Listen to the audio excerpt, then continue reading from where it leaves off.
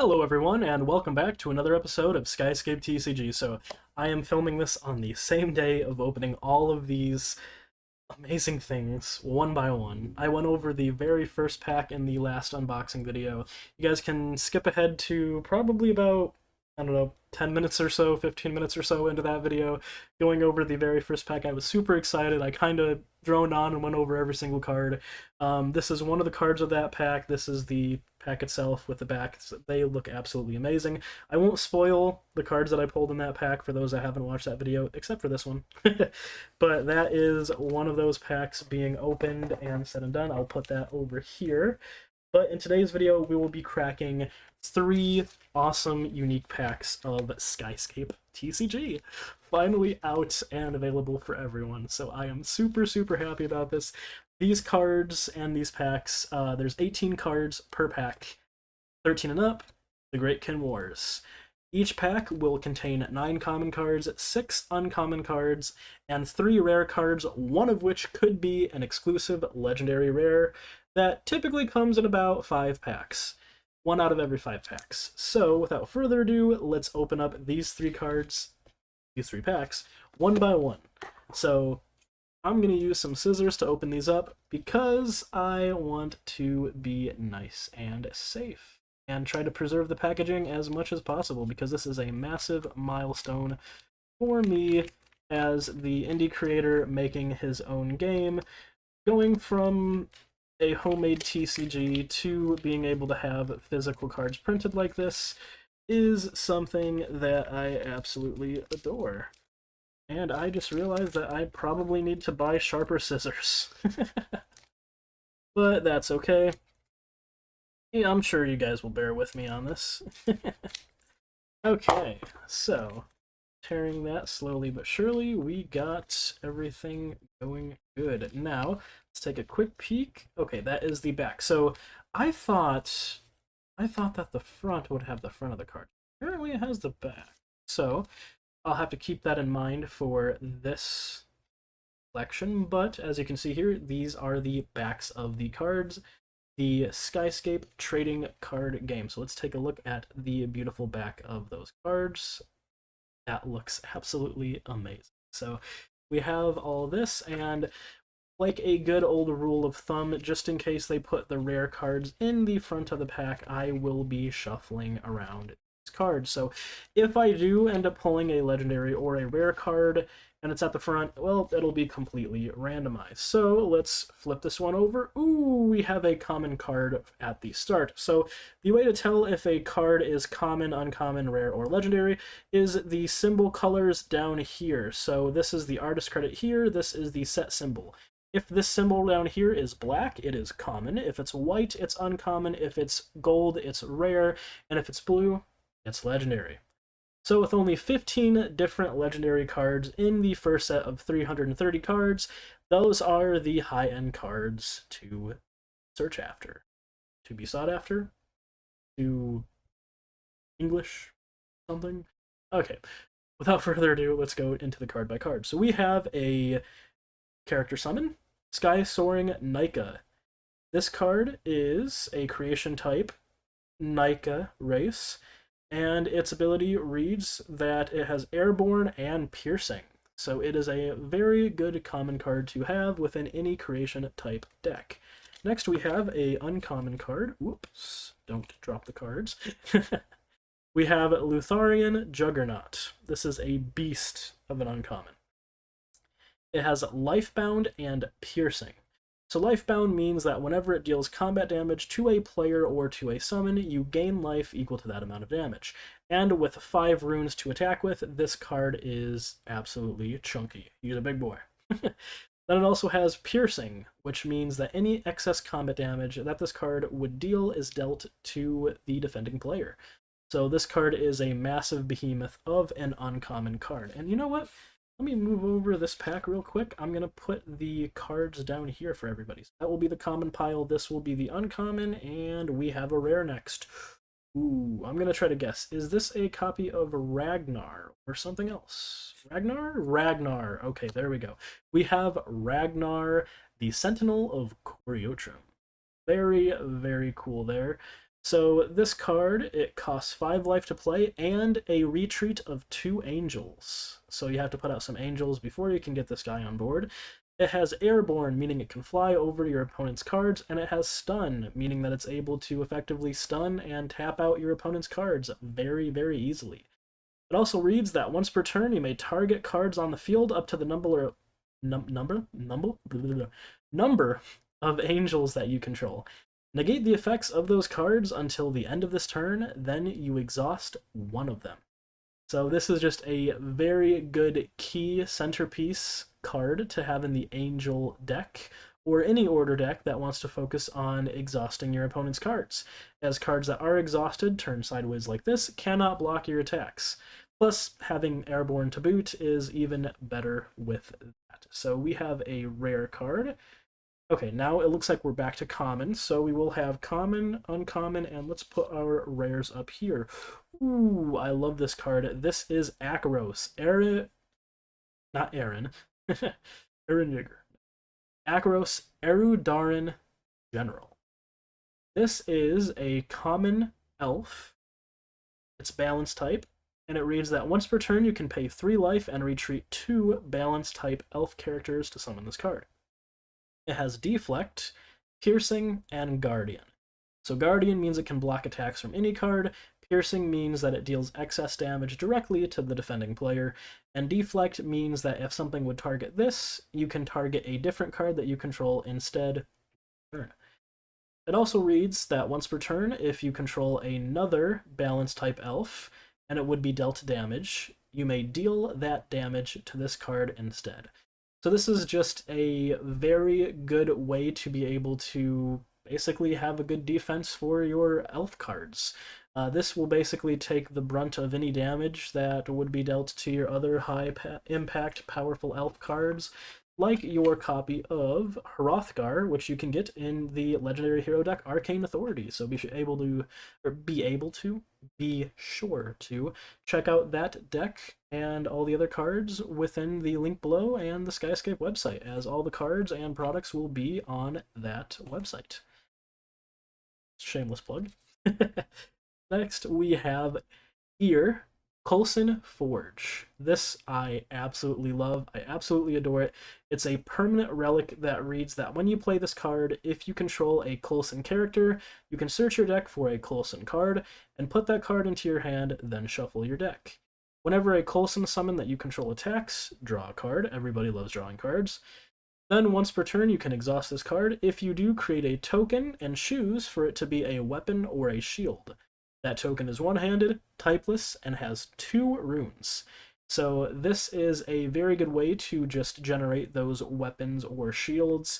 It's also a good way to draw your cards and be able to search the deck for the cards that you need. And it also, shameless plug a second time in the video, is a card that is featured in the Steelforged Storm Legendary Hero deck.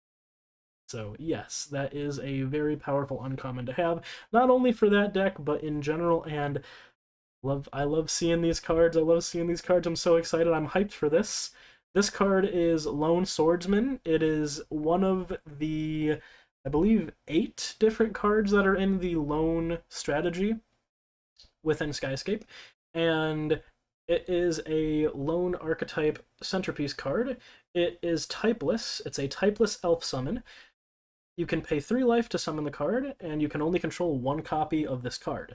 When this card enters, you may add a Lone Dagger from your deck to your hand.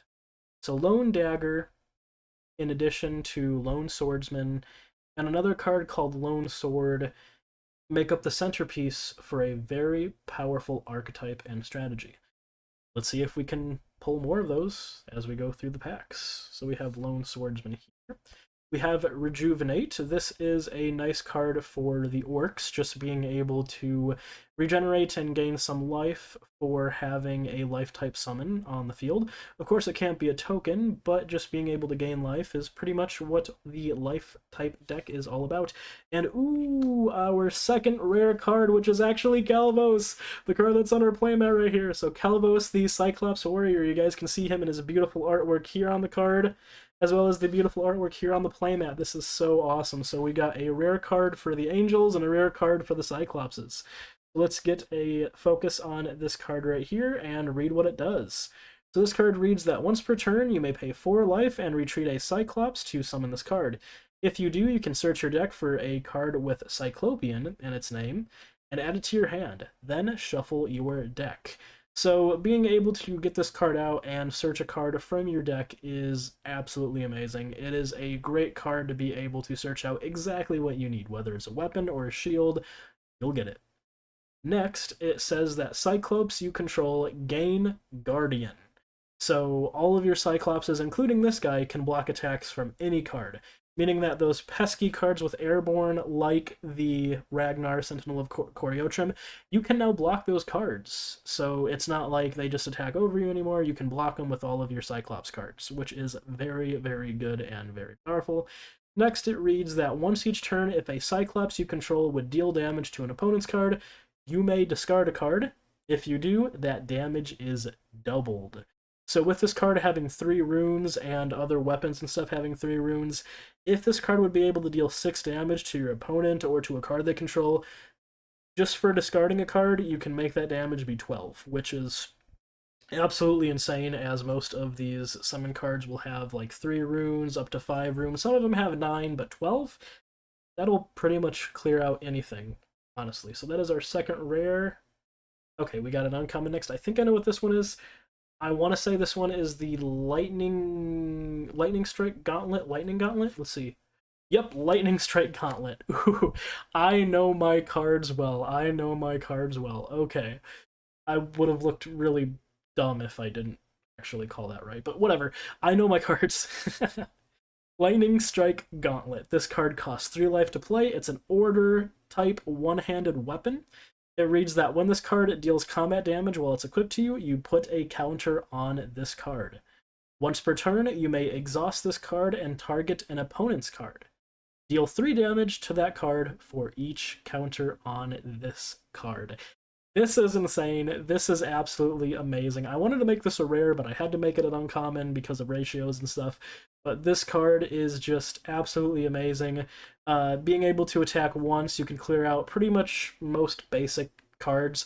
Getting a counter on this twice clears out most of the bigger cards, and then getting 3 or more counters on this just absolutely obliterates cards. Now, of course, it's dealing damage to cards, not to your opponent, so there is a little bit of a limit to that. I mean, I think it would be broken if you're just dealing damage to your opponent, honestly, but this card is absolutely amazing, absolutely insane, and I was hoping I'd be able to pull a copy of this card, so I have the Lightning Strike Gauntlet now.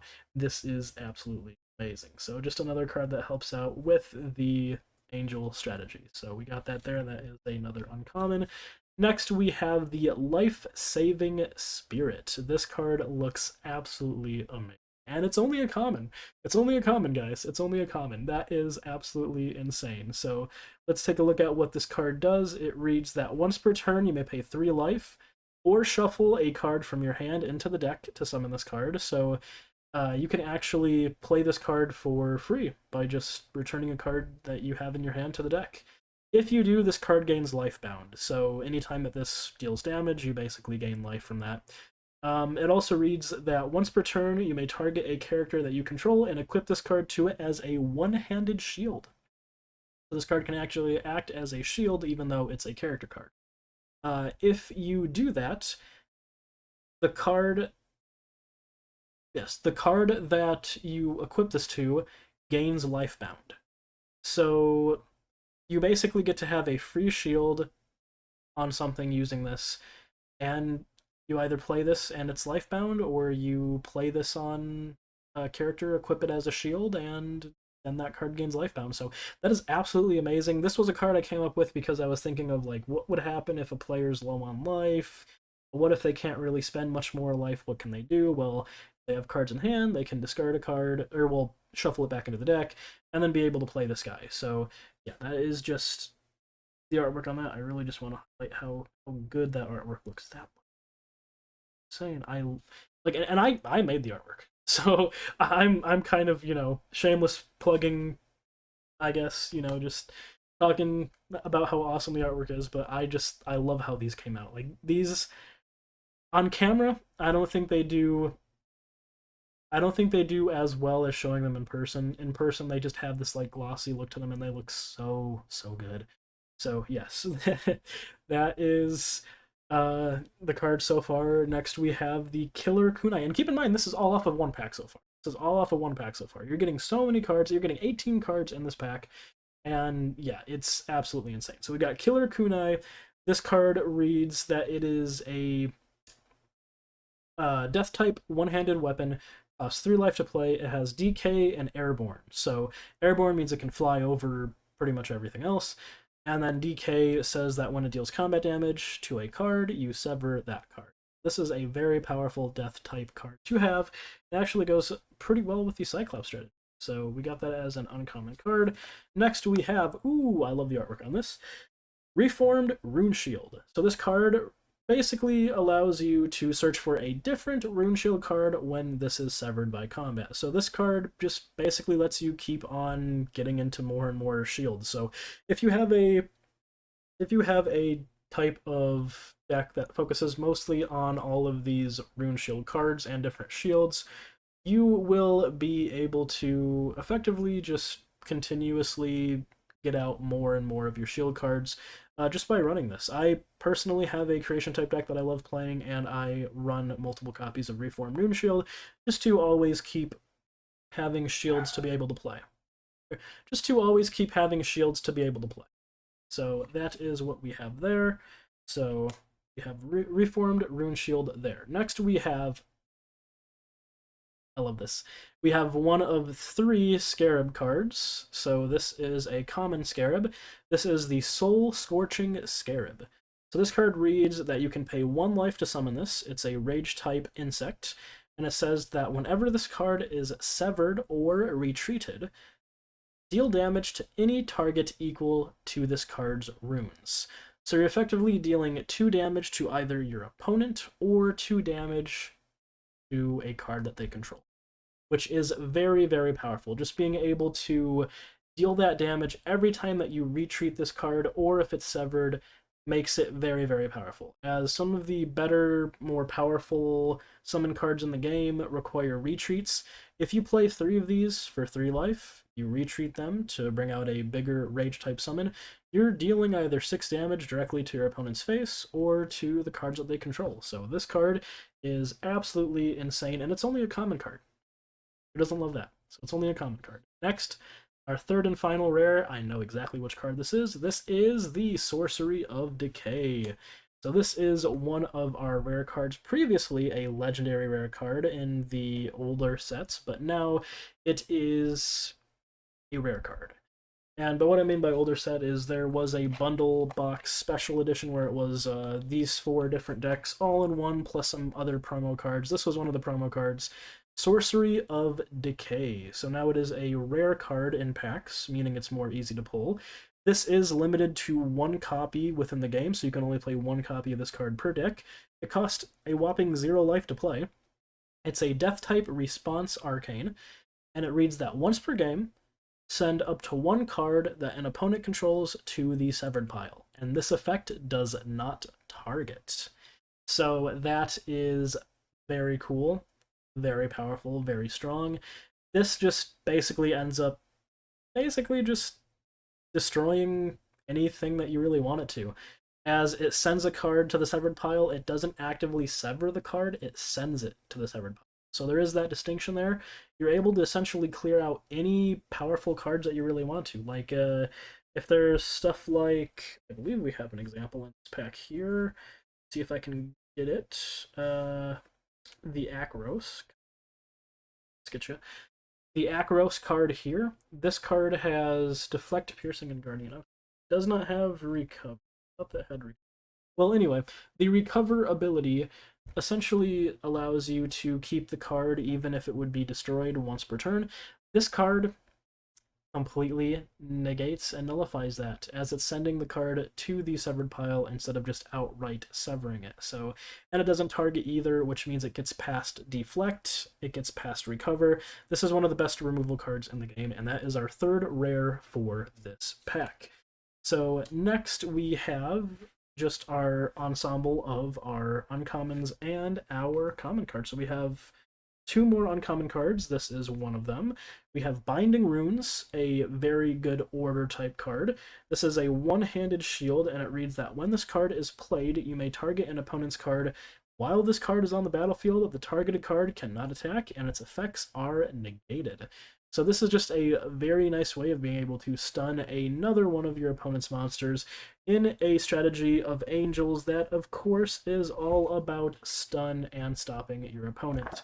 So would you look at that, we got a bunch of really good cards for order and a bunch of really good cards for death. I might actually make an order or death type deck here pretty soon just to test out the strategy.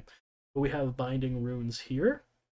That is an absolutely amazing card to have. Next, we have a common copy of the Black Magic Barrier. This card is a two-handed shield. It costs 4 life to play, it's death type, and it reads that when this card blocks an attack while it is equipped to you, you put a poison counter on each card that it blocked. Then each card with a poison counter loses 2 runes. As down here, at the beginning of each end phase, a card with a poison counter loses 2 runes for each poison counter on it. So this card stacks the counters very quickly, and it basically poisons all of your opponent's cards, and it gets to essentially sever them.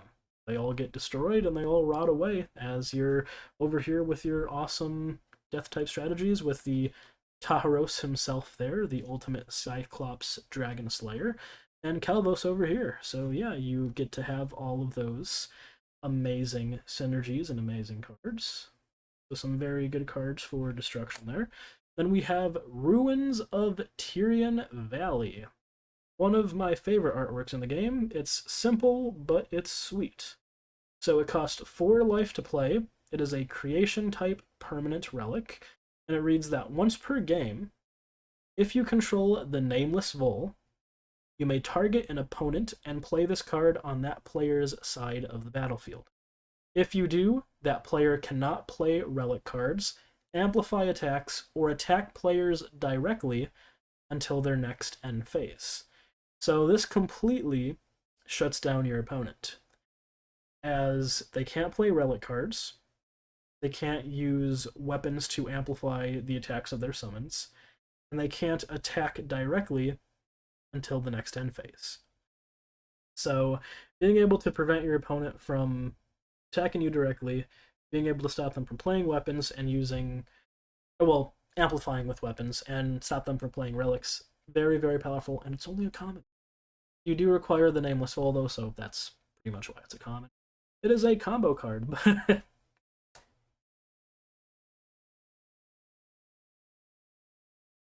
let's just zoom into that. Fly high, free bird. Okay. Yeah, that is Freebird, one of my joke cards for the set, featuring the artwork of Rack, the Soul Taker, from the legendary hero deck Glorious Vengeance. Freebird. It is a response arcane, typeless, costs 0 life to play. And this is unironically one of the best, I would say best cards in my opinion, best cards in the game for basically being a floodgate to your opponent. So this card reads that once per turn, target player creates Freebird, a typeless chicken race character token with 1 rune, and it has the ability that whenever a player creates Horn Dagger, which is another card that we'll hopefully find and see here later on, whenever a player plays Corn Dagger, negate its effects, it gains 1 rune, and equip it to this card. With the flavor text saying, catch, from Rack. So, this is one of the joke cards in the set. It's very powerful, though. It's very powerful, though. So why this card is very powerful is because cards like this here, the Ragnar Sentinel of Coriotrim, this requires 5 life and retreating 2 angels to summon this card. Some of the cards in the game require 3 retreats, which means that you need to have 3 different summons on your field. You can only control up to 3 summons at the same time. You need to have 3 specific summons. You need to retreat all of them, returning them to your summon deck, and then you can play your bigger, stronger summon. Well, if your opponent summons out 2 summon cards, before they're able to summon out the third one, you play Freebird. Freebird gives them a character token, which takes up the third slot of their summons that they have, and that character token is typeless, meaning that most of these cards in the game require you to have something like retreating 3 death type cards, retreating 3 order type characters, things like that. If they have a typeless card clogging up one of their zones with no way to get rid of it yet, they can't bring out that stronger summon, meaning that they just basically clogged up their zones with 2 cards that aren't as powerful, and then 1 card that is functionally just useless, a Freebird chicken with 1 rune, and it has a kind of niche effect on the surface that involves Corn Dagger, which some of you may have seen, some of you may have not seen, but yeah, it basically is just the best floodgate in the game, preventing your opponent from going into those stronger summon cards. Or you can create the Freebird for yourself and be able to block something, be able to prevent a Corn Dagger from going off. So, yeah, those are the different cards in this pack. I was really hoping to get to the other 2, but I guess I'll save that for the next video because this video is coming up on 20 minutes already, so that is pretty insane. But hey, I'm the creator of this game. I like talking about my cards, so if I'm going to talk about them, I'm going to talk about them. But here are the 6 uncommon cards of the pack. Here are the 9 common cards of the pack right here, which we'll do Lone Swordsman in front here. And then we have our 3 rare cards of the pack, which is absolutely amazing. I'm tempted to put Sorcery of Decay in the front, but because we have Kelvos right here, we are going to put Kelvos as the top card for this pack. So with all that being said, and the 20-something minutes that I've spent going over this one single pack of cards in the game, I just want to say, check out the website, as it will have a link to buy these packs online. Again, these look absolutely amazing. I've only opened up pretty much 2 packs so far, and I love the cards in it. I love the way that everything's turned out. Definitely support the game by cracking open a couple of packs yourself, by going to the website and opening them. And yeah, the website will also have a card database and various other things in it. So with all that being said, I hope you guys enjoyed today's video. And as always, aim high and pierce the skyscape. Goodbye, guys. I'll see you in the next one.